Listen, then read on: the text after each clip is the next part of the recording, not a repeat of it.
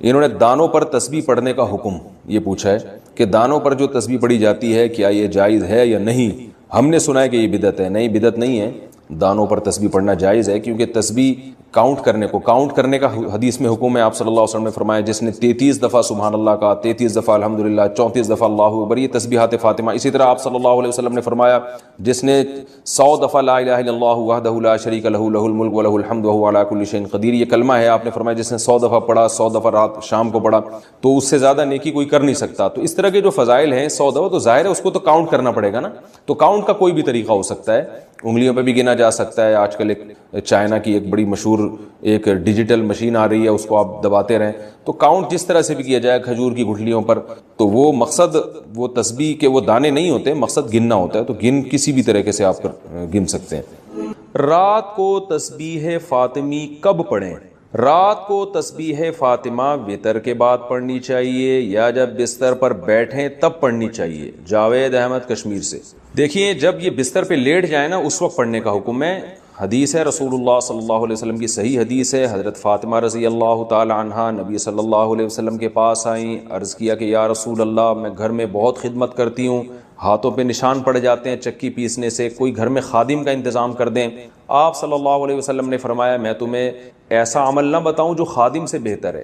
فرمایا ضرور بتائیے. تو آپ صلی اللہ علیہ وسلم نے فرمایا 33 دفعہ. فرمایا جب تم بستر پہ سونے کے لیے لیٹ جاؤ، حضرت علی سے بھی آپ نے فرمایا، حضرت فاطمہ سے بھی، کہ جب بستر پہ سونے کے لیے لیٹ جاؤ. ایک روایت میں آتا ہے کہ آپ صلی اللہ علیہ وسلم خود حضرت فاطمہ کے گھر گئے اور حضرت علی اور حضرت فاطمہ کے درمیان میں بیٹھ کے آپ نے ان کو نصیحت فرمائی کہ جب تم سونے کے لیے بستر پہ لیٹ جاؤ 33 دفعہ سبحان اللہ، 33 دفعہ الحمدللہ اور 34 دفعہ اللہ اکبر پڑھو. یہی تسبیحات پڑھنے کا حکم ہر نماز کے بعد بھی ہے اور رات جب ہم سونے کے لیے لیٹ جائیں تو اس وقت بھی ہے. تو یہ وتر کے بعد نہیں پڑھے جائیں گے، بلکہ جب آپ بستر پہ سونے کے لیے لیٹ جائیں تو اس وقت پڑھی جائے گی یہ تسبیح. اور اس کی یہ فضیلت ہے کہ آپ صلی اللہ علیہ وسلم نے اپنے داماد اور اپنی بیٹی کو یہ تسبیحات بتائیں، اور فضیلت یہ بتائی کہ یہ گھر میں خادم سے بہتر ہے. یعنی خادم سے تمہیں وہ کچھ حاصل نہیں ہوگا جو تمہیں ان تسبیحات پڑھنے سے قیامت میں جو اجر ملے گا، تو اس اجر کو دیکھ کر تم یہ کہو گے کہ ہم نے دنیا مصیبت میں گزار دی. مصیبت سے مراد یعنی مشقتوں میں گزار دی، تو جو اجر ہمیں مل رہا ہے یہ اس خادم سے کروڑہ گنا زیادہ ہے. اس خادم سے ہمیں جو سہولت ملتی اس سے اتنا مزہ نہیں آئے گا جتنا اس اجر کو دیکھ کے قیامت میں مزہ آئے گا. اللہ ہم سب کو توفیق عطا فرمائے. نماز کے بعد کون سی تسبیح پڑھیں؟ نماز کے بعد میں نے امام صاحب اور بہت سے لوگوں کو کچھ تسبیح پڑھتے ہوئے دیکھا ہے. کیا نماز کے بعد کوئی خاص تسبیح ہوتی ہے پڑھنے کی یا پھر کچھ بھی پڑھ سکتے ہیں؟ عبداللہ کراچی سے. کچھ بھی پڑھ سکتے ہیں لیکن جو سنت تسبیح ہے وہ پڑھنی چاہیے. تو فرض نماز کے بعد تو آپ صرف اللہم انت السلام و منک السلام تبارک یا ذا الجلال والاکرام پڑھیں. اس کے بعد سنت مؤکدہ پڑھیں. اس کے بعد پھر آپ 33 دفعہ سبحان اللہ، 33 دفعہ الحمدللہ، 34 دفعہ اللہ اکبر یہ بھی پڑھ سکتے ہیں، یا 33 دفعہ سبحان اللہ، 33 دفعہ الحمدللہ، 33 دفعہ اللہ اکبر اور ایک دفعہ پھر لا الہ الا اللہ وحدہ لا شریک لہ لہ الملک ولہ الحمد وہو علی کل شیء قدیر یہ بھی پڑھ سکتے ہیں. اللہم لا مانع لما اعطیت ولا معطی لما منعت ولا ينفع ذا الجد منک الجد یہ بھی، آیت الکرسی بھی. اس کے علاوہ بھی تسبیحات ہیں بہت سی مساجد میں آج کل وہ لٹکی بھی ہوتی ہیں. سعودی عرب میں تو خاص وہاں مسجدوں میں اس کا اہتمام ہے کہ سنت تسبیحات میں نے تو ہر مسجد میں دیکھی ہیں، تو بڑا اچھا عمل ہے یہ. تو مسجد والوں کو چاہیے کہ وہ تسبیحات جو معمولات اور وظائف نبی صلی اللہ علیہ وسلم فرائض کے بعد پڑھا کرتے تھے وہ لکھ کے لگا دینے چاہیے تاکہ لوگ ان سے یاد کر لیں، ورنہ یہ تسبیحات تو نبی کا معمول تھا یہ پڑھا کریں. کئی دفعہ حرکت سے نماز ٹوٹ جائے گی، نماز میں کتنی دفعہ بلا عذر حرکت کرنے سے نماز ٹوٹ جاتی ہے؟ جیسے بالوں کو ہاتھ لگانا، کپڑوں کو سیدھا کرنا یا خارش کرنا وغیرہ وغیرہ. عامر محمد یوسف پنجگور بلوچستان سے. دیکھیں حرکت نماز کے منافی ہے، اور کوئی بھی کام نماز میں ایسا کیا جائے جو نماز کے منافی ہو تو نماز اس سے ٹوٹ جاتی ہے. جیسے نماز میں بات چیت کرنا، نماز میں کھانا پینا، نماز میں چلنا پھرنا، تو اس سے نماز ٹوٹ جائے گی. تو اس پر تو پوری امت کا اجماع ہے، لیکن یعنی اس کے لیے تو دلیل کی حاجت نہیں ہے کیونکہ یہ اجماع امت سے ثابت ہے کہ نماز میں نماز کے اگینسٹ کوئی کام کرنے سے، نماز کے منافی کوئی کام کرنے سے نماز ٹوٹ جاتی ہے. لیکن اب کتنی حرکت کرنے سے ٹوٹتی ہے اس کے بارے میں قرآن و سنت خاموش ہیں. تو جہاں قرآن و سنت خاموش ہوتا ہے ظاہر ہے اتنی ایک دفعہ کیوں کرنے سے تو نہیں ہوگا نا کہ نماز فوراً ٹوٹ جائے. یہ تو ایک اس میں تو انسان معذور ہے، اتنے تو مجبوراً حرکت کرنی پڑتی ہے. تو اب اس میں کوئی قرآن و سنت میں کوئی واضح دلیل نہیں ہے کہ کتنی حرکت کرنے سے نماز ٹوٹے گی. تو جب واضح دلیل نہیں ہوتی تو حضرات فقہاء کرام پھر اجتہاد کرتے ہیں. تو اب بعض فقہا تو اس کے قائل ہیں کہ بغیر ضرورت کے اگر 3 دفعہ حرکت کر لی، بغیر ضرورت کے 3 دفعہ جلدی حرکت کر لی تو پھر نماز ٹوٹ جائے گی. بعض فقہا اس کے قائل ہیں، اور بعض فقہا اس کے قائل ہیں کہ اتنی حرکت کی کہ اگر کوئی دیکھنے والا آئے اور اس وقت اس کو دیکھتا تو اس کی حرکت کو دیکھ کے یہ لگتا کہ گویا یہ نماز پڑھ ہی نہیں رہا ہے، یہ ویسے ہی کھڑا ہوا ہے. تو اتنی زیادہ جب حرکت ہوگی تو نماز ٹوٹ جائے گی.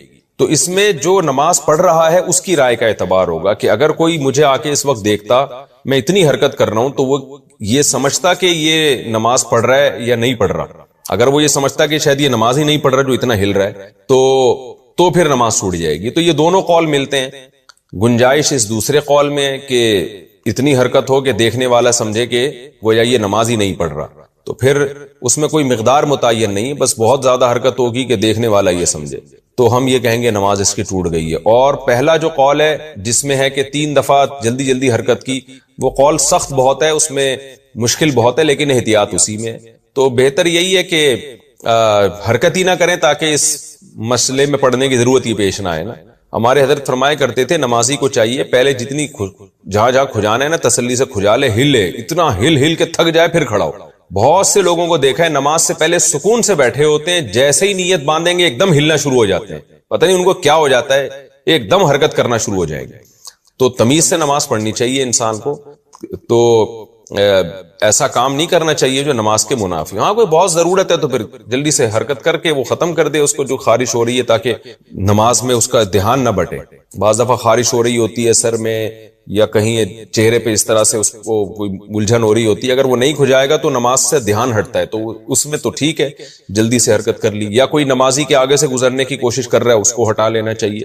تو اس طرح کی حرکت جہاں ضروری ہو وہاں تو بالکل جائز ہے، لیکن جہاں ضروری نہیں ہے تو 1 دفعہ بھی حرکت نہ کرے. اور اگر 3 دفعہ حرکت کر لی ہے تو احتیاط اسی میں ہے کہ نماز لوٹا لے، لیکن نہیں لوٹاتا تو بھی امید ہے کہ نماز انشاءاللہ ہو جائے گی، کیونکہ دوسرا قول بھی بہرحال موجود ہے.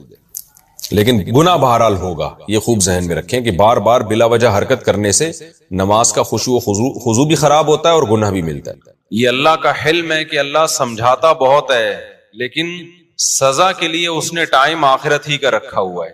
فرمایا ما یاتیہم من ذکر من ربہم، جب بھی ان کے پاس ان کے رب کی طرف سے کوئی نصیحت آتی ہے، استمعوہ، یہ اسے سنتے بھی ہیں، وہم یلعبون، لیکن اس پر دھیان نہیں دیتے. تو آگے اسی کو اللہ نے بیان کیا، پھر انسان کی شکایتیں کی کہ کتنی بستیوں کو ہم نے پہلے تباہ و برباد کیا ہے. فلما احسوا بأسنا اذا هم منها يركضون، جب ان پر عذاب آنے لگا تو پھر چیخو پکار شروع کی انہوں نے. ابھی کسی نے بتایا کہ یہ جو ترکی میں زلزلہ آیا نا، جس علاقے میں آیا وہاں ملحد بھی بہت رہتے تھے جو خدا کو نہیں مانتے تھے. ترکی میں تو ایک لبرل سیکولر حکومتیں رہی ہیں، وہاں کے بہت سے مسلمان بھی مرتد ہو چکے تھے. تو کہتے ہیں جیسی زمین ہلی ہے نا، ایک ملحد جو اللہ کو نہیں مانتا تھا زور زور سے کلمہ پڑھنے لگا، لا الہ الا اللہ، لا الہ الا اللہ. تو بعض دفعہ انسان پر جب عذاب آتا ہے نا تو اس کو اللہ یاد آ جاتا ہے. لیکن نبی صلی اللہ علیہ وسلم نے فرمایا تم اس حالت میں اللہ کو یاد رکھو جب تم خوشی کی حالت میں ہو، جس میں اللہ انسان کو یاد نہیں آتا. یعرف کا فی الشدہ، تو مصیبت میں پھر اللہ تمہیں یاد رکھے گا. جب پیٹ بھرا ہوا ہو، سکون اطمینان کی زندگی ہو، اس وقت عبادت کرنا بڑا مشکل کام ہے. نیند جس کو اچھی آتی ہو اس کے لیے نیند چھوڑ کے تہجد میں اٹھنا مشکل کام ہے. لیکن اب مسئلہ یہ ہو گیا ہے کہ اب تو پیٹ، یعنی اللہ کی نافرمانی کا عذاب یہ آنے لگا ہے کہ اب پیٹ بھرا ہوا ہو، ساری ضرورتیں پوری ہو رہی ہوں، پھر بھی انسان سکون میں نہیں ہوتا. یعنی اب جو لوگوں کی ٹینشنیں ہیں نا، وہ ٹینشنیں ہیں جو اپنے اوپر خود سے مسلط کی ہوئی ہیں لوگوں نے، بے سکونی کا عذاب جسے کہتے ہیں. تو خیر اللہ نے فرمایا لا ترکضوا وارجعوا الى ما اترفتم فیہ ومساکینکم لعلکم تسألون. اللہ فرماتے ہیں اب ایڑیاں مت لگاؤ، اب شور شرابہ مت کرو. قالوا یا ویلنا انا کنا ظالمین. اللہ فرماتے ہیں جب عذاب آتا تھا تو وہ کہتے تھے ہماری بدبختی، ہم ہی ظالم تھے. فما زالت تلک دعواہم، اللہ فرماتے ہیں اسی طرح چیخو پکار میں لگے رہتے تھے کہ اللہ معاف کر دے، ہم نے پیغمبروں کی بات کو ٹھکرا کر اپنی جان پہ ظلم کیا، لیکن اللہ فرماتے ہیں حتی جعلناہم حصیدا خامدین، ہم نے ان بستیوں کے نشانات مٹا دیے، ہمیں ترس نہیں آیا ان کے اوپر۔ کیسی اللہ کی عادت ہے، دیکھو آپ سے بڑا جرم ہو جائے، جب تک عذاب دیکھا نہیں ہے نا، ذرا سا گڑ گڑا لو گے، 2 رکعت پڑھ کے ہاتھ اٹھا کے معافی مانگ لو گے، اللہ کیا کرے گا؟ معاف۔ کیوں؟ اللہ کہتے ہیں اس نے عذاب دیکھا نہیں ہے، غیب پر ایمان لایا ہے، اور اللہ فرشتوں سے کہتا ہے کہ دیکھو اس بندے کا مجھ پر ایمان ہے، اسے پتا ہے کہ کوئی ذات ہے جو گناہ پہ اس کو سزا بھی دے سکتی ہے اور اس کے گناہ کو معاف بھی کر سکتی ہے، اس جذبے کے تحت یہ مجھ سے مانگ رہا ہے، حالانکہ نہ اس نے مجھے دیکھا نہ اس نے میرے عذاب کو دیکھا، تو تم گواہ رہو میں نے اس کے جرم کو معاف کر دیا۔ کہتے ہیں نا بنی اسرائیل نے جب توبہ کی ہے نا بچڑے کی عبادت سے، تو اللہ نے کہا ایسے توبہ نہیں قبول کروں گا، جنہوں نے عبادت کی ہے وہ اپنے آپ کو قتل کے لیے پیش کریں، ان کی گردنیں اڑائی جائیں گی، جو اپنے آپ کو قتل کروا دے گا اس کا مطلب دل سے توبہ کی ہے اس نے۔ تو اتنا سخت حکم تھا کہ توبہ سزا ملے گی پھر توبہ قبول ہوگی، لیکن اس امت میں کیا ہے بھائی، جس طرح بھی اللہ کے سامنے گڑ گڑا لو اللہ کیا کر دے گا؟ معاف۔ تو علماء نے وجہ بیان کی ہے کہ بنی اسرائیل نالائق لوگ تھے، ان کے ساتھ معاملہ بھی اللہ نے سخت کیا۔ وہ نالائق کیسے تھے؟ ساری نشانیاں اپنی آنکھوں سے دیکھی، فرعون کو غرق ہوتا ہوا دیکھا، سمندر میں راستے بنتے ہوئے دیکھے۔ اب جب موسیٰ علیہ السلام تورات لینے جا رہے ہیں تو کہہ رہے ہیں موسیٰ اس وقت تک یقین نہیں کریں گے جب تک اپنی آنکھوں سے نہ دیکھ لیں ہم اللہ کو۔ تو اللہ نے کہا کہ تمہیں ثبوت چاہیے نا کہ اللہ ہے اور اللہ تورات دے رہا ہے، تو گویا اللہ نے بزبان حال کہا کہ ہمیں بھی تمہاری توبہ کے سچے ہونے کا ثبوت چاہیے کہ تم دل سے کر رہے ہو کہ نہیں کر رہے۔ صحابہ کرام نے ایسا کوئی نبی سے مطالبہ نہیں کیا۔ تو اس امت کے ساتھ اللہ کے خاص معاملات ہیں۔ ویسے تو اللہ کا قاعدہ آدم علیہ السلام کے زمانے سے اب تک ہر ایک کے لیے یہی ہے کہ جو بھی گناہ کر کے توبہ کرے گا عذاب سے پہلے اللہ اس کے جرم کو معاف کرے گا۔ توبہ کا مطلب عزم کرے آئندہ نہیں کروں گا میں یہ۔ تو یہاں بھی اللہ نے فرمایا لیکن جب ان قوموں پہ عذاب آیا تو وہ چیخ رہے تھے، فما زالت تلک دعواہم، کنٹینیو، فما زالت کا مطلب کنٹینیو توبہ ہی کرتے رہے وہ۔ اللہ فرماتے ہمیں ان پہ ترس نہیں آیا۔ تو جب عذاب آتا ہے نا پھر اللہ کو ترس نہیں آتا۔ اللہ کہتے ہیں ہم تو دیکھ لیا نا، ہم نے اتنی نشانیاں اپنے وجود کی، اپنے برحق ہونے کی دی تھی، تمہیں کسی نشانی پہ یقین نہیں آیا۔ اب سوال پیدا ہوتا ہے اے اللہ تو اپنے بندوں کے ساتھ ایسا کرتا کیوں ہے؟ اکثر ایتھیس لوگ کہتے ہیں اللہ کو کیا پڑی کہ کوئی اس کی مانے یا نہ مانے، اس کو کیا ہو رہا ہے بھائی؟ اگر خدا ہے بھی اس کو اس سے کیا مسئلہ ہو رہا ہے کہ کوئی نماز پڑھے یا نہ پڑھے؟ معاذ اللہ وہ اتنا ظرف اس کا چھوٹا کیوں ہے؟ آپ لوگ کی سمجھ میں آ رہا ہے کہ میں کیا کہہ رہا ہوں؟ یہ میں کوئی میرا خیال ہے سمجھ واضح بات ہے نا۔ تو اللہ کو کیا پڑی ہے، اللہ کو کیا مسئلہ ہے؟ معاذ اللہ ایسی باتیں کرتے ہیں۔ اور بھائی اللہ نے پیدا کر دیا، اگر کوئی خدا ہے تو انجوائے کرو لائف کو یار۔ تو اس کا جواب اللہ نے دیا، ہم کیوں بستیوں کو ہلاک کرتے ہیں، نافرمانوں کو سزائیں کیوں دیتے ہیں؟ کیوں؟ وما خلقنا السماء والارض وما بینہما لاعبین، ہم نے زمین اور آسمان کو بیکار پیدا نہیں کیا، کسی وجہ سے پیدا کیا ہے۔ ملحد لوگ ایک اعتراض تو اللہ پہ کر رہے ہوتے ہیں کہ اس کا ظرف اتنا چھوٹا کیوں ہے معاذ اللہ، لیکن اس اعتراض کا ایسا جواب دیتے ہیں کہ اللہ کی ذات پہ اس سے بڑا اعتراض ہوتا ہے کہ اس نے انٹرٹینمنٹ کے لیے اس کائنات کو بنایا، وہ ویسے بنا دیا اس نے، زمین آسمان سورج چاند ستارے، پھر انسان کو پانی سے پیدا کیا، پھر جوانی کی دہلیز پہ قدم رکھا اس نے، اس کے لیے سب کچھ مسخر کر دیا۔ اللہ سے ہم وجہ پوچھ رہے ہیں اے اللہ یہ تو نے کیوں کیا؟ اللہ کہہ رہا ہے میں نے ویسے ہی کا مطلب بڑا ڈینجرس ہے۔ ویسے ہی کا مطلب میں 100 انسانوں کو قتل کر دوں کوئی پوچھنے والا نہیں ہے۔ دنیا میں تو سزا نہیں ملتی بھائی، انسان تو ناقص ہے۔ دنیا میں تو ہم دیکھتے ہیں بڑی بڑی عدالتوں میں ایسا ہوتا ہے، گناہگار چھوڑے جاتا ہے اور بے گناہ پہ الزام لگ جاتے ہیں، دنیا میں تو ہوتا ہے۔ اور ایک آدمی نے 100 انسانوں کو قتل کیا تو سزا کیا ملے گی؟ ایک ہی دفعہ قصاص لیں گے نا، 99 کا کیا بنا؟ ایسے ظلم آج بھی دنیا میں ہو رہے ہیں نا کہ انسان کے رونگٹے کھڑے ہو جاتے ہیں۔ ہندوستان میں جب شوہر کی موت ہوتی تھی نا، جوان بیوی کو اس کے ساتھ آگ میں زندہ جلایا جاتا تھا۔ جن لوگوں نے عورت پہ یہ ظلم کیا، اگر اللہ سزا دینے والا نہیں ہے، اس کا مطلب وہ ظلم اللہ کیا کر جائے گا؟ معاذ اللہ وہ نگل جائے گا, وہ ظالم کو کوئی سزا دنیا میں تو نہیں ملی. بہت ہندوستان میں ایسے واقعات ہوئے ہیں کہ ایک عورت کا شوہر مر گیا تو اس کو منحوس سمجھ کے اسی آگ میں عورت کو, یار یہ ایکو تو ختم کرو, اس کا مائک کا ہی سیٹ اپ کبھی بھی قیامت تک یہاں لگتا ہے ٹھیک نہیں ہوگا. میری کان آواز گونج کے میرے کانوں میں آ رہی ہے, تو ولید کو بلائیں کوئی پیچھے جا کے نا, آپ بلا لیں ولید کو. تو پوری دنیا میں کتنے ظلم ہوئے ہیں. آپ کو پتا ہے ماضی میں جو جنگی قیدیوں کے ساتھ ظلم ہوتے تھے, آپ تاریخ اٹھا کے دیکھیں, پہلی جنگ عظیم اور دوسری جنگ عظیم کی, ایسے ایسے ظلم ہوتے تھے نا, ان پہ سائنسدان تجربے کرتے تھے. میڈیسن بہت ساری جو ایجاد ہوئی ہے نا, وہ جنگی قیدیوں پہ بہت خطرناک تجربے ہوئے ہیں, بہت خطرناک. مسلمان نہیں کرتے تھے یہ تجربے, کیوں؟ ان کو تو پتا تھا کہ ایک بلی کو اگر بھوکا مار دیا نا تو اللہ نے اس عورت کی ساری نیکیاں ضائع کر دی. آپ مسلمانوں کی تاریخ میں اتنا شدید ظلم ملیں گے, اکا دکا واقعات, من حیث القوم نہیں ملیں گے, لیکن آپ ان غیر مسلموں کی ہسٹری اٹھا کے دیکھو, آپ کے رونگٹے کھڑے ہو جائیں گے, یار یہ کرتے کیا, اب کیا کر رہے ہیں, اب بھی تو دیکھ لو. کیوبا کی جیل میں پنجروں میں نہیں رکھا ہوا تھا, کوئی انسانیت ہے؟ آپ تھوڑی دیر کے لیے تصور کر لو کہ کوئی پنجرے میں آپ کو بند کر دے, کیا حال ہوگا آپ کا. جانوروں کے ساتھ کیا کر رہے ہیں اب. چائنا میں پورے زندہ کتے کو اٹھا کے کڑھائی میں ڈال دیا جاتا ہے. اس جانور پہ کیا گزرتی ہے یار, تم نے مارنا پہلے اس کو گولی مار دو, اس کے بعد اندر ڈال دو اس کو. اپنا ٹائم بچانے کے لیے تھوڑا سا خون نکلے گا تو وہ اسے جرمز پھیلیں گے اور وہ تھوڑا سا اس کو صاف کرنا پڑے گا.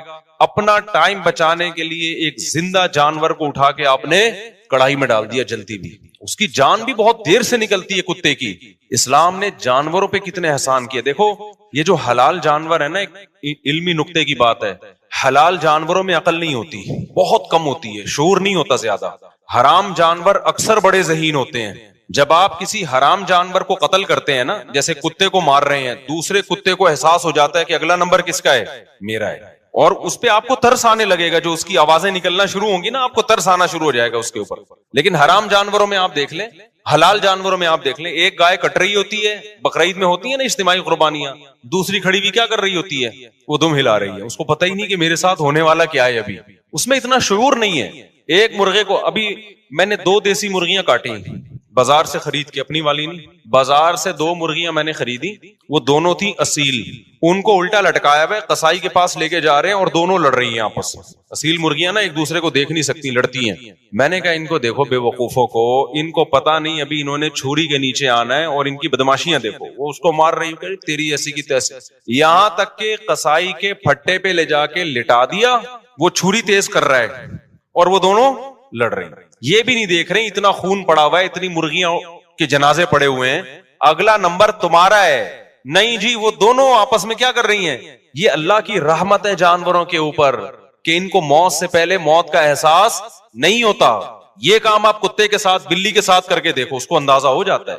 یوٹیوب پہ ایسی ویڈیوز پڑی ہوئی ہیں کہ بندر کو کاٹنے کے لیے لے کے جا رہے ہیں, کھانے کے لیے, وہ چیخ رہا ہے, وہ چھلانگ مار رہا ہے, اس پہ ترس آئے گا, اس کے چہرے کو دیکھ کے آپ کو ترس آئے گا کہ اس پہ ظلم ہو رہا ہے, اس کو چھوڑ دو, کچھ اور کھا لو یار تم. تو اگر اللہ کے قوانین بیچ میں نہیں لاؤ گے نا, انسان سے بڑا درندہ کوئی نہیں ہے. یہ تو بین الاقوامی قوانین بن گئے بڑے سخت, جنہوں نے کچھ نہ کچھ انسان کو کنٹرول کر لیا ہے کسی حد تک. اگر یہ قانون کی گرفت اتنی جو مضبوط ہے, ذرا سی ڈھیلی ہو جائے نا, پھر آپ دیکھو انسان اور بھیڑیے میں کوئی فرق نہیں رہے. جس کی لاٹھی اس کی بھینس, اتنا ظلم کرے گا جو ماضی میں ہوتا رہا ہے. عورتوں پہ کیسے کیسے تشدد ہوئے ہیں, ظلم, بچوں پہ کیسے کیسے ظلم ہوئے ہیں, اور جانوروں پہ تو اب بھی ہو رہے ہیں ظلم. تو اللہ کہتے ہیں وما خلقنا السماء والارض وما بینہما لاعبین. تم جو کہتے ہو میں حساب نہیں لوں گا, تو میں نے ایسے ہی تھوڑی پیدا کر دیا, کائنات کو بنایا, پیدا کیا, اب تم لائف کو کیا کرو, انجوائے, تمہاری مرضی, نکاح کرو یا زنا کرو. اب زنا بھی عورت پہ ظلم ہے. کیسے ظلم ہے؟ لوگ کہتے ہیں عورت راضی ہے, او بھائی عورت کی جو ذات ہے نا اس پہ ظلم ہے یہ, کیونکہ اگر عورت راضی بھی ہے, جب مرد یہ کام کریں گے تو نکاح کا آہستہ آہستہ سوسائٹی سے کیا ہو جائے گا, ختم. اس کا عورت کی جنس کو نقصان ہوگا. کل عورت کو محبت دینے والا, عزت دینے والا کوئی نہیں ہوگا. بیوی بنا کے اس کی اولاد کو پالنا, یہ سیٹ اپ کیا ہو جائے گا, جیسے یورپ میں ہو گیا ختم. ایک عذاب والی عورت کو محبت کے لیے ترستی ہے, کوئی اس کو رکھے. 55 سال میں جا کے بڈھے رکھ رہے ہوتے ہیں اس بڈھی کو, اس سے پہلے مرد کے تو مزے ہیں, انجوائے کر رہے ہیں وہ. خدا نے کیسا قانون بنا دیا. ایک خاتون نے کل مجھے اعتراض کیا کہ یہ کیا بات ہے کہ مرد جب عورت کو چھوڑنا چاہے تو 2 منٹ میں چھوڑ دیتا ہے, عورت نہیں رہنا چاہے تو اس کے پاس آپشن ہی نہیں ہے. میں نے کہا مرد چھوڑنا چاہے 2 منٹ میں چھوڑ سکتا ہے لیکن چھوڑتا نہیں ہے. دیکھ لو مردوں کو 99% شادیاں کیا ہوتی ہیں کامیاب. کیوں؟ اس لیے کہ مرد مسلمان ہے, اس کو پتا ہے کہ میری بھی بہن بیٹیاں ہیں, میں چھوڑوں گا تو کل میرے ساتھ بھی ہو سکتا ہے. وہ اس کے آنسو اس کو جو ہے, کتنے ہمارے پاس مرد آ چکے ہیں جن کو بیوی اچھی نہیں لگتی لیکن کہتے ہیں یار چھوڑیں گے تو بیچاری کی زندگی تباہ ہو جائے گی. تو یہ کس کا خوف ہے؟ آخرت کا خوف ہے. میں نے کہا مرد چھوڑ سکتا ہے لیکن چھوڑتا الحمدللہ نہیں ہے. اس کو ترس آتا ہے, بچوں کا مسئلہ ہوتا ہے, عورت کا مسئلہ ہوتا ہے. چند لوگ ہیں جو یہ کام کرتے ہیں ہماری سوسائٹی میں, بہت تھوڑے لوگ ہیں. لیکن غیر مسلموں کے ہاں چھوڑنا بہت مشکل, مگر چھوڑتے ہم سے بہت زیادہ ہیں. طلاق کا ریشو ان کے ہاں آدھی سے زیادہ شادیاں ناکام ہو رہی ہیں. تو کتنا اللہ تعالیٰ کا رحم ہے, اللہ تعالیٰ کا کرم ہے کہ اس نے آسمان سے قوانین نازل کر دیے, اس نے انسانوں کو پابند بنا دیا ہے کہ تمہیں انسان کا بچہ بن کے چلنا پڑے گا. اگر تم حقوق ادا نہیں کرو گے خدا کے اور مخلوق کے تو میں تمہیں چھوڑوں گا نہیں, میں معاف نہیں کروں گا تمہیں. اس لیے قرآن میں اللہ نے فرمایا وما خلقنا السماء والارض وما بینہما لاعبین, ہم نے آسمانوں اور زمینوں کو بے مقصد پیدا نہیں کیا. پیدا انسان کے لیے کیا, اور انسان کو کس کے لیے؟ آزمائش کے لیے بنایا. تمہیں خدا کو بھی ماننا پڑے گا, اس کی عبادت بھی کرنی پڑے گی, مخلوق کا حق بھی ادا کرنا پڑے گا, ماں باپ کا حق بھی ادا کرنا پڑے گا, زکاتیں بھی تمہاری نکلیں گی. یہ مال ہم نے تمہیں دیا ہے, یہ تم نے خود سے پیدا نہیں کیا. ما کان لکم ان تنبتوا الشجرہ, یہ درخت میں جو بیج ہے اس کے سافٹ ویئر ہم نے پیدا کیے ہیں, بیج سے جو درخت پیدا ہوتے ہیں, کھیتیاں پیدا ہوتی ہیں ہم نے. لہذا آتوا حقہ یوم حصادی, جب کھیتی کٹے گی اس کا 20واں حصہ اور 10واں حصہ عشر میں نکلے گا. غیر مسلم ٹیکس دیتا ہے, ہم ٹیکس دے نہ دیں, پہلا کیا عبادت ہے کہ خدا نے جو حکم دیا ہے نا, یہ پیدا فصلیں خدا نے کی ہیں, لہذا خدا کی پیداوار میں اللہ کہتے ہیں میرا حصہ نکالنا پڑے گا. غریب کا نہیں بول رہے اللہ, کہہ رہے میرا, میں نے پیدا کیا تو میرا حصہ نکالو. تو اس لیے میرے بھائی یا تو آخرت نہیں ہے یا ہے, دونوں میں سے ایک کام ہے. نہیں ہے تو کوئی ٹینشن نہیں ہے, پھر مزے کی زندگی گزارو. ہے تو پھر جتنا ہم کر رہے ہیں اس سے ہمیں زیادہ کرنا پڑے گا. یہ کم ہے, یہ نجات کے لیے کافی نہیں ہے جو ہمارا لائف اسٹائل ہے. سمجھتے ہو کہ نہیں سمجھتے ہو؟ نہیں آئے گی سمجھو میرا خیال. آگے اللہ فرماتے لو اردنا ان نتخذ لہوا, اگر ہمیں کوئی کھیل کا ارادہ ہوتا ہمارا کہ ہم ٹائم پاس کرنا چاہتے, لاتخذناہ من لدنا, تو اور بہت کچھ کر لیتے ہم اپنے لیے. جیسے انسان کی عادت ہوتی ہے نا کھیل کے لیے, ٹائم پاس کرنے کے لیے میں یہ کام کر رہا تھا. اس کی مثال ایسے ہے, قرآن نا انسانوں سے, انسانوں کے مینٹل لیول کے حساب سے بات کرتا ہے. اللہ ہم سے بات کرتے ہیں کس کے حساب سے؟ ہمارے لیول کے حساب سے. جس مسئلے میں اختلاف ہے نا, پڑھو ہی نہیں اس مسئلے میں, یہ کرو یہ نہیں کرو. بھائی قرآن نے جو نیک لوگوں کی صفات بیان کی ہے وہ بہت سادہ ہیں, اس کے لیے کسی فرقے میں جانے کی ضرورت نہیں ہے. وَقَضَىٰ رَبُّكَ أَلَّا تَعْبُدُوا إِلَّا إِيَّاهُ, جلدی سے بس آیت کا ترجمہ کر دو. تیرے رب نے فیصلہ کیا عبادت صرف کس کی ہوگی؟ اللہ کی. اب اگر کوئی فرقہ کہتے نہیں اللہ کے علاوہ فلاں کے سامنے جھکو, اللہ نے کہہ دیا عبادت کس کی ہوگی؟ بولو اللہ کی. وَمَن يَدْعُ مَعَ اللَّهِ إِلَٰهًا آخَرَ, اللہ کے سوا کسی کو مت پکارو. پکارنا کا کیا مطلب ہوتا ہے؟ یا اللہ, بس یا کس کے ساتھ لگے گا؟ نہ یا رسول اللہ, نہ یا غوث آدم, نہ یا علی مدد, سب مدد کے نعرے غلط. مدد صرف کس سے مانگی جائے گی؟ یہ کسی فرقے کی بات نہیں ہے, قرآن کا لفظی ترجمہ کر رہا ہوں. ایاک نعبد 5 دفعہ اللہ نے نماز میں کہلوا دیا, اللہ تیری ہی عبادت کرتے ہیں. اللہ کو پتا تھا یہ عبادت میں گڑبڑ کریں گے. عبادت کے لفظ میں نے کہیں گے ہم عبادت تو اللہ کی کر رہے ہیں, اگر ہم کسی سے مانگ رہے ہیں تو وہ عبادت تھوڑی ہے. تو اس لیے اللہ نے اس عبادت کو ایکسپلین کیا, وَإِيَّاكَ نَسْتَعِينُ, مدد صرف تجھ سے مانگو. یہ کوئی فرقے کی بات ہے؟ بولو نا کیا ہو گیا. تو مسلمان شکر گزار ہے, عبادت اور مدد صرف کس سے مانگتا ہے؟ اللہ سے. وَقَضَىٰ رَبُّكَ أَلَّا تَعْبُدُوا إِلَّا إِيَّاهُ وَبِالْوَالِدَيْنِ إِحْسَانًا, غیر مسلموں کے ہاں ماں باپ کو تھوڑی سی ویلیو دی جاتی ہے, اتنی نہیں جتنی اللہ نے بتائی. اللہ کہتے ہیں میرا کچھ شکر گزار بننا ہے تو والدین کے ساتھ احسان. احسان عربی میں اچھے سلوک کو نہیں کہتے, ایکسیلنسی پیدا کرنا, بہت اچھا بننا ہے. دنیا میں سب سے زیادہ جو حق تلفی اگر کسی کی ہوتی ہے نا تو وہ ماں باپ ہیں. جو ان کی ایفرٹ ہے آپ کو پالنے میں, ان کو اس کا صلہ نہیں ملتا. جتنی محبت ماں نے بچپن میں آپ کو دی ہوتی ہے, اولاد بڑے ہو کر نہیں دیتی وہ محبت. چھوڑ چھاڑ کے چلی جاتی ہے, اولڈ ہاؤس میں جمع کرا دیتی ہے. نا نا نا نا نا نا. تورات اٹھا کے دیکھ لیں, جتنی آسمانی کتابیں, انجیل دیکھ لو, سب سے زیادہ خدا کے بعد اگر کسی کے حقوق بیان کیے ہیں تو کس کے؟ والدین. یہ مذہب کا حصہ ہے, یہ کلچر نہیں ہے, یہ گاڈ کا آرڈر ہے, خدا جس نے بنایا اس کا آرڈر ہے کہ ان کے ساتھ اچھا سلوک کرنا ہے. کتنا اچھا, لا تقل لہما اف, اف کرنے کی اجازت نہیں ہے. سمجھ رہے ہو, ابا غصے میں ہے تو یہ نہیں کہ ابا کا میٹر شارٹ ہے تو آپ کا بھی شارٹ ہو گیا. آپ کو اپنے میٹر کو ابا کے حساب سے ایڈجسٹ کرنا ہے, ابا کو اپنے حساب سے ایڈجسٹ نہیں کروانا آپ نے. آج پتہ ہی نہیں چل رہا ہوتا کم بخت باپ یہ ہے یا وہ ہے.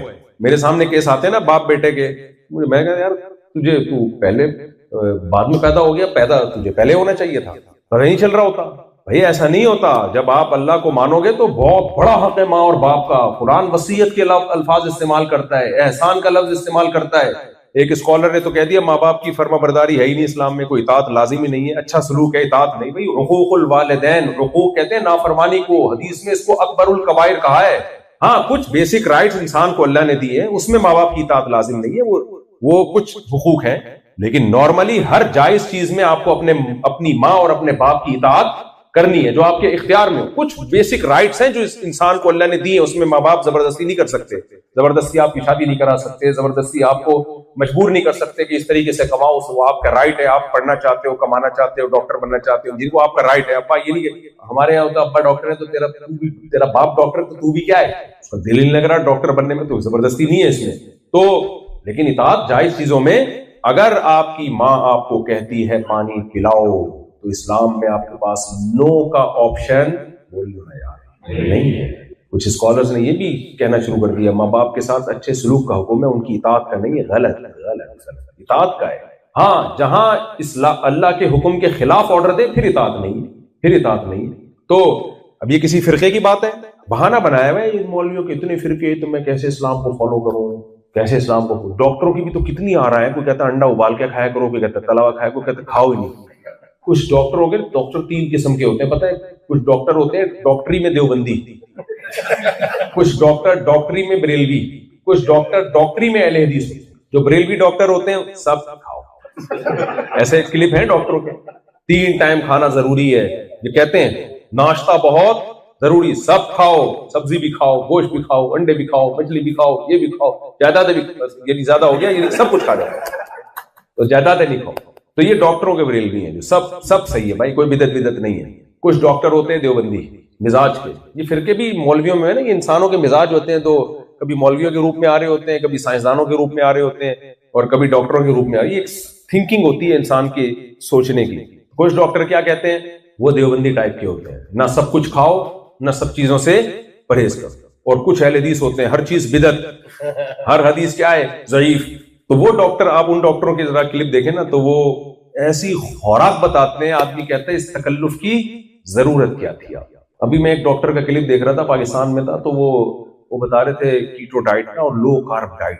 کسی نے ان سے پوچھا ڈاکٹر صاحب ہم کتنا کارب لے سکتے ہیں, تو انہوں نے جو کارب بتایا نا, میرے آنسو نکلتے رہ گئے, کاش یہ تکلف نہ کرتے. انہوں نے کہا بلائی کھائیں بغیر چینی کے, اس میں کارب میٹھا کھائیں, کہہ رہے بس وہ ہے قدرت, وہ ایمان لے آؤ ڈاکٹروں پر کہ اس میں نشاستہ ہوتا ہے, لیکن محسوس نہیں ہوتا بھائی وہ نشاستہ. بس وہ کہتے ہیں باڈی کے لیے کافی ہے, 1-2 چمچے ملائی کے کھا لیا آپ نے. میں نے کہا ان کا, مجھے وہ یاد آیا کہ ایک آدمی کہتا تھا میرے والد صاحب بہت سخی تھے, حلیم کی دیگ روزانہ بنا کے بانٹا کرتے تھے. اس نے کہا کیا کیسے حلیم بناتے کیسے تھے یار, دیگ روزانہ بانٹتے تھے. اس نے کہا پوری حلیم کی دیگ نا پانی بھرا پہلے, اس میں 11 دانے چاول کے, 11 دانے چنے کی دال, 11 دانے جو. اس نے کہا بھائی کیا 11 دانے ڈر رہے ہیں اتنے, کہہ رہے گوشت بہت تھا, گوشت آخر میں. گوشت کیسے, کہہ رہے پرچی پہ لکھتے تھے 40 کلو گوشت اور پرچی ڈال دیتے تھے, اسی سے ٹیسٹ آ جاتا تھا. کچھ ڈاکٹر ایسے ہیں جو کہتے ہیں اتنا میٹھا کم, کارب کم, ایک پرچی پہ لکھو چینی اور چائے میں وہ پرچی گھما کے چائے پی لو, بس اتنا کافی ہے تمہاری صحت. تو خیر ڈاکٹروں میں کتنا اختلاف ہوتا ہے, پھر بھی صحت کی فکر کرتے ہیں کہ نہیں کرتے, کیا یار پتہ ہی نہیں چلتا. کنفیوز ہوتے ہیں, وہ کنفیوژن اپنی جگہ, لیکن یہ نہیں ہوتا کہ آپ خودکشی کر لو جا کے. بھائی کتنا مرضی مولویوں میں اختلاف ہو جائے, اسلام کی جو بیسک تعلیمات ہیں وہ اللہ نے قرآن میں بیان کر کے اس کو اسٹیمپ لگا کے محفوظ کر لی, چینجیبل نہیں ہے. نماز 5 ٹائم آپ کو بہرحال پڑھنی ہے. تو اللہ نے فرمایا والدین اما یبلغن عندک الکبر احدہما, دونوں بوڑھے ہو جائیں یا دونوں میں سے ایک, ان کے سامنے اف کرنے کی اجازت نہیں ہے. برداشت کرنا ہے, آپ نے برداشت کرنا ہے. یہ اللہ کا حکم ہے, گورنمنٹ کا لا نہیں ہے. یہ کس کا لا ہے, یہ اللہ کا لا ہے. اور پھر اللہ نے رشتہ داروں کے بارے میں حکم دیا وَآتِ ذَا الْقُرْبَى حَقَّهُ. اسلام رشتوں پہ بلیو کرتا ہے. میں ایک آیت سناتا ہوں نا. قرآن نے ہمیں بتایا کہ تم جب رشتہ داروں کے جایا کرو تو لیس علیکم جناح ان تأکلوا من بیوتکم او بیوت آبائکم او بیوت امہاتکم. اس کے بعد ابنائکم ہے او بیوت ابنائکم.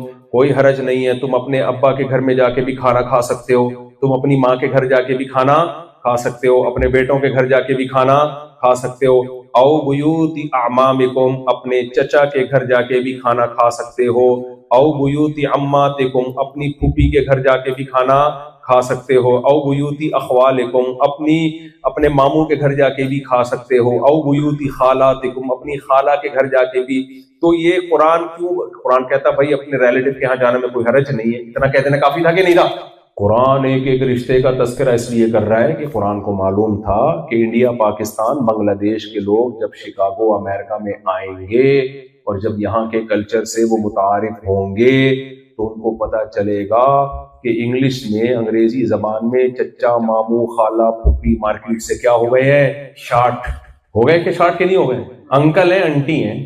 ساری دنیا کے سارے آدمی انکل, ساری دنیا کی ساری عورتیں جو آپ کی والدہ کی عمر کی ہیں انٹیاں. اس لیے اللہ نے ایک رشتے کا نام لے لیا کہ اسلام کو ماننا ہے, خدا کو ماننا ہے تو رشتوں کو جوڑنا پڑے گا, رشتے بنانے پڑیں گے. کیونکہ اولو الارحام بعضهم اولا ببعض فی کتاب اللہ. جو رشتہ دار نہیں ہے اور جو رشتہ دار ہے, دونوں میں زمین آسمان کا فرق ہے. رشتوں کی اہمیت غیر رشتہ داروں سے زیادہ ہے. اور رشتے کس سے وجود میں آتے ہیں؟ گرل فرینڈ سے یا بیوی سے؟ زنا حرام ہونے کی ایک وجہ یہ بھی ہے کہ زنا سے رشتے ختم ہوتے ہیں. تبھی تو ان لوگوں کے کلچر میں رشتے شارٹ ہو گئے. سمجھ رہے ہو کہ نہیں سمجھ رہے؟ جب بروقت شادی ہوتی ہے, بچے پیدا ہوتے ہیں. بچے کہہ رہا ہوں, 2 بچوں کو میں بچے نہیں کہتا. 2 بچوں سے چاچے ماموں کہاں سے وجود میں آئیں گے؟ 2 بچے سے تھوڑی چاچے اور مامے. میں دیکھو پشاور جاتا ہوں نا, اتنا مزہ آتا ہے. یہ ہمارا چاچا, یہ ہمارا, یہ بھی چاچا, یہ والا بھی. ابھی چاچے ختم ہوتے ہیں, پھر ماموں شروع ہوتے ہیں. خاندان ہے بھائی, انسان ہے, ہم خاندان میں پیدا ہوئے ہیں. یہ کیا ہے 1000 گز کے بنگلے؟ بندہ ہی نہیں ہے اس میں. 1-2 بچے ہیں کہ تربیت بہت اچھی ہوگی, بہت اچھی. اتنی اچھی تربیت کے تکلف کی ضرورت نہیں ہے.